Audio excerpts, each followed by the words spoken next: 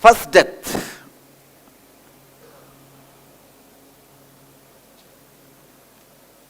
It was my cousin brother. See, he was not just a cousin brother for me. He was my first secretary and security, personal assistant, everything. He was everything. He was 4 years older than me. My father's elder brother's son. So cousin brother's son. Cousin brother, am I right? Sorry. Cousin brother. Unfortunately, he was deaf and dumb. The child was deaf and dumb. In my family, this deaf and dumb number is more because my family has the habit. They will marry inside. Each fellow will be a relative for me at least in 5 ways. This 2-3 community, because property should not go out, they will marry inside. My mother, mother's sister, and mother's 3 brothers, and my father's brother, sister, all of them, around some 20 immediate family members, all of them are married in the same street. Same street. Not a single one is outside that street. The 2-3 streets are there. Nobody is outside. So that kind of a family. Naturally, this 1 or 2 dumb, deaf, all these problems will be there. This child is a dumb and deaf child, but very strong physically. He was the, see,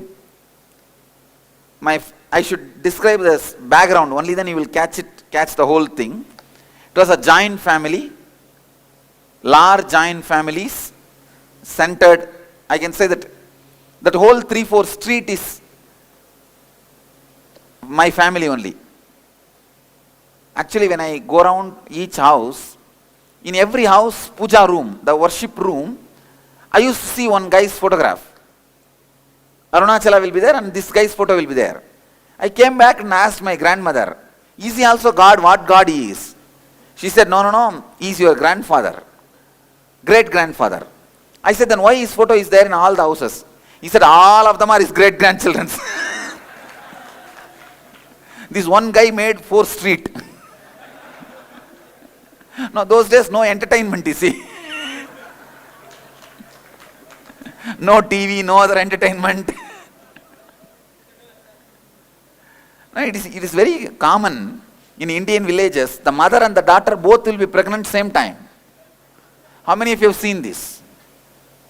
No, my mother, my elder brother and my uncle, only 2 years different.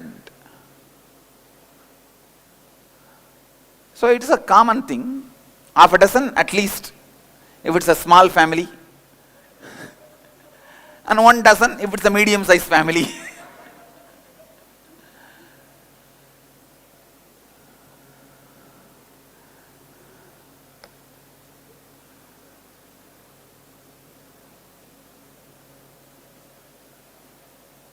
These 2-3 communities are very tight-knit and will have a lot of kids. So it's a giant family setup.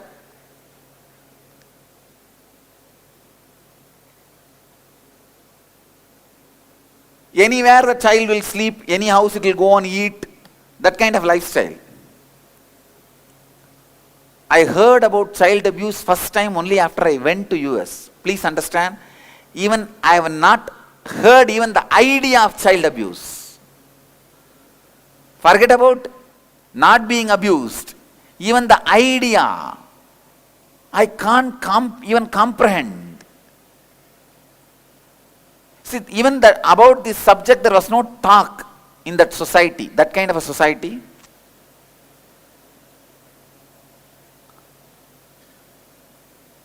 Any child will eat in any house, go and sleep anywhere. Always the house doors will be open. Village atmosphere. When I grew up, only 3 buses will enter the whole village. It has become town later on. Now it has become district headquarters and all that. In those days, only 3 buses will enter Thiruvannamalai. Morning, if morning bus comes, we know we should go to school. The time for school, 8 o'clock. If noon bus comes, it will be around 1 o'clock. Lunch break. And evening bus comes, school is over. It will be 4:30. That is the symbol for us to come out of the school. Only 3 bus. I have not seen a single person owning car. Maybe they would have owned few people somewhere, but as far as my knowledge goes, when I was born and brought up, not a single person was owning his own car in that whole village. Later on it grew up. Now, though God, it has become like a big city.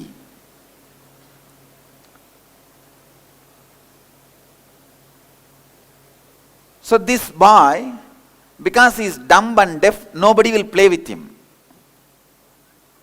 Understand? Nobody will play with him. We grew up as 28 kids together. Including me, 28 of us together. In any standard, 4-5 of us will be there. And these guys will all gather together and bully other kids. Because each class, each section, 4-5 will be there. And in this 28, 2 are the untouchables. One, my brother, because he is a deaf and dumb, nobody will play with him. Another one, me. My brother, the whole group excommunicated him. In my case, I renounced them. I'll never go and play with them because I never felt connected to them. I never felt connected to the subject of my age. Never felt connected to any playing in the ground, playing in the mud, playing with the kids when I was a kid, playing with the toys, nothing.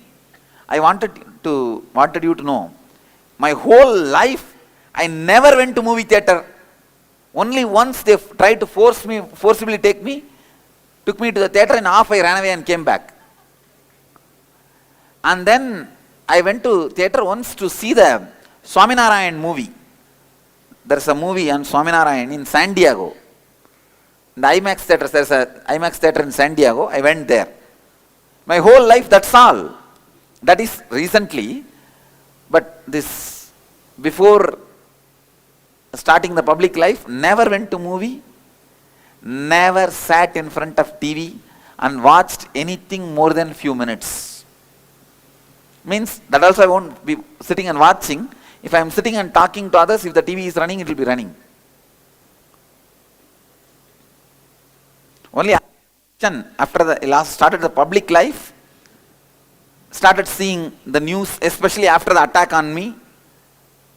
Even before that, any news related to Hinduism, I started seeing. That's the way I've even picked up this habit of watching the news. Now I have become the big news. So I started seeing.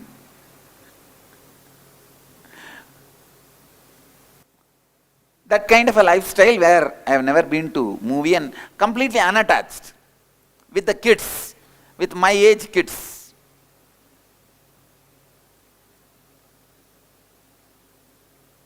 So me and my brother, cousin brother, these two are only we two will never go with that group. We will be all alone. My only work is from the beginning, morning. When I wake up, first thing I will start my puja, ringing bell. And I need so many things for puja, flowers, grinding the sandal paste, everything he will do. He will assist me because he is very strong. And while I do puja, he will sit around me as a security, that kids don't come there, or create noise, or they don't snatch an Naivedyam and eat while I am doing puja. No, otherwise if I close the eyes and meditate, food will not be there. I should not be thinking Ganesha yet. So, he is the security guy who will be sitting for all this. So, he was very close to me. This is what I wanted to convey. Very close to me, psychologically. He is literally a part of me. Early morning, he will always sleep next to me. Early morning, when I wake up, he will be there, ready, sitting.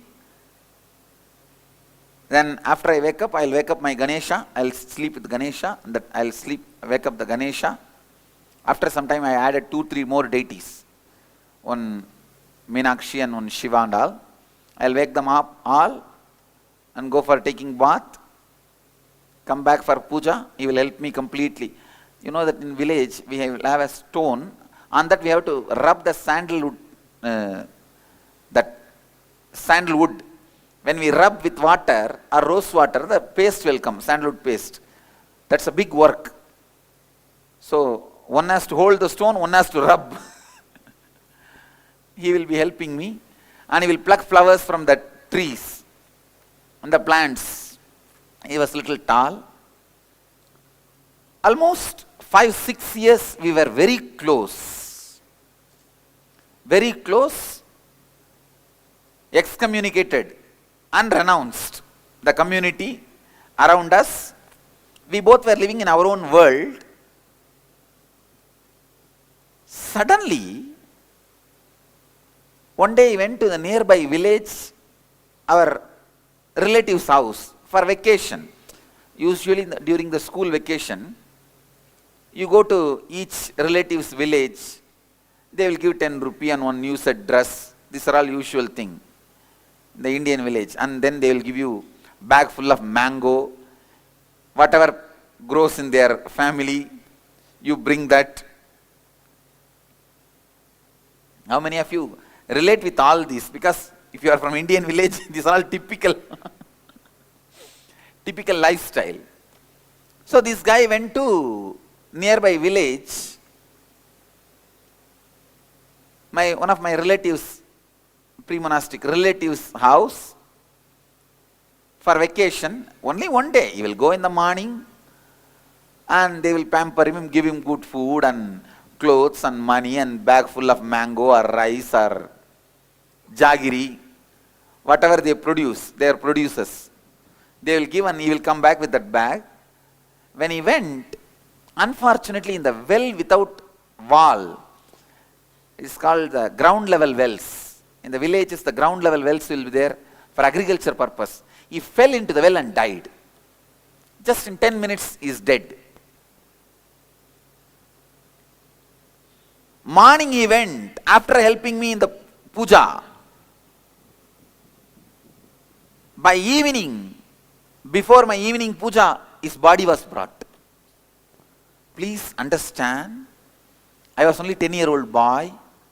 First time, the impermanency.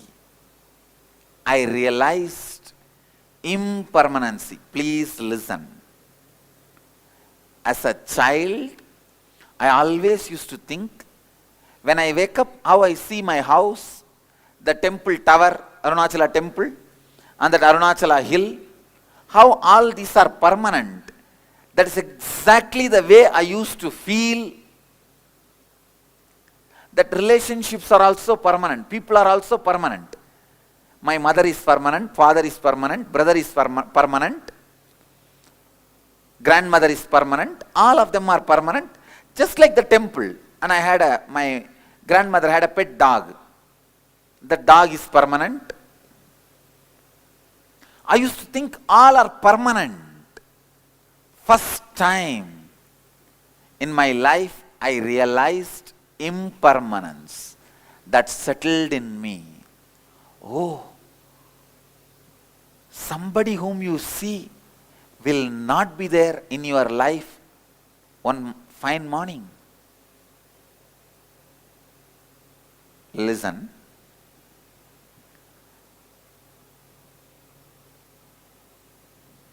Many of you faced the truth of impermanence but forgot to record it. How many of you feel you faced but did not record? Fortunately, I had a pure inner space without root patterns. I recorded it. I did not cry. I straight went and called him. Hey, Endrida. Means in Tamil I shouted, hey, wake up to the dead body. Of course, he's dead. My father, he started crying. He was crying and he said, hey, Swami, don't call him. He was telling me. I was addressed as a Swami always because my guru, the Raghupati Yogi, has convinced my whole family I am an incarnation. So from the beginning, I was addressed only as a Swami. So he said, Swami, don't call him. He is dead. Then I turned to my grandmother. My grandmother was weeping. You God, in Indian villages you should see the death. Wow. The sound they will make. If somebody is on the verge of death, they will die.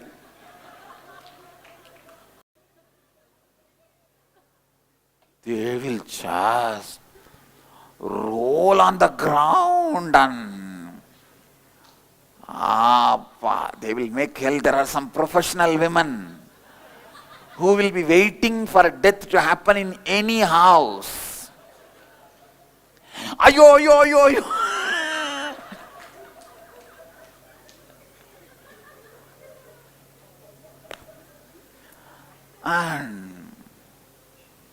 And it's almost like a ritual. They will sit around and first they will beat like this and will create so much sound. Then they will put the hand on each other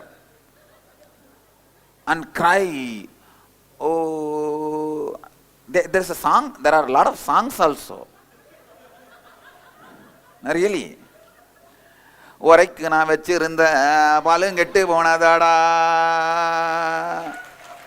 வடிச்ச கஞ்சி அவியையில காணாம போனையா அப்பவே நான் நினைச்சேன் அடுத்த சோறு நீ இருக்கோ. And sometime it will be so funny. After 3-4 minutes of crying, they will wipe the face and then ask, நல்லா இருக்கியா? Where is your daughter-in-law? I did not see her for quite a long time. How much of dowry you got? They will be doing all the enquiry. என்ன மருமகன் நல்லா இருக்காளா? எவ்வளோ கொண்டாந்தா வீட்டில் இருந்து? அட்டிக்கு அவளே கொண்டாந்தாளா? அதான் போட்டுட்டு ஆட்டி ஆட்டி திரியிறாளே.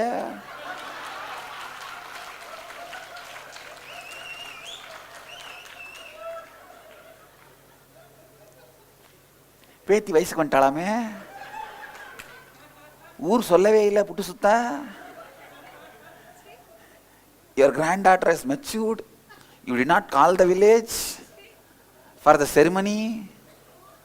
They will be sitting and talking everything normally. If some new relatives come, again, Mama! விட்டுட்டு போயிட்டாங்களே.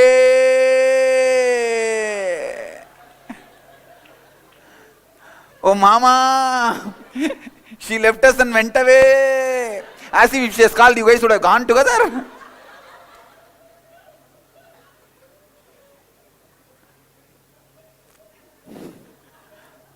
Now you should see the whole fun.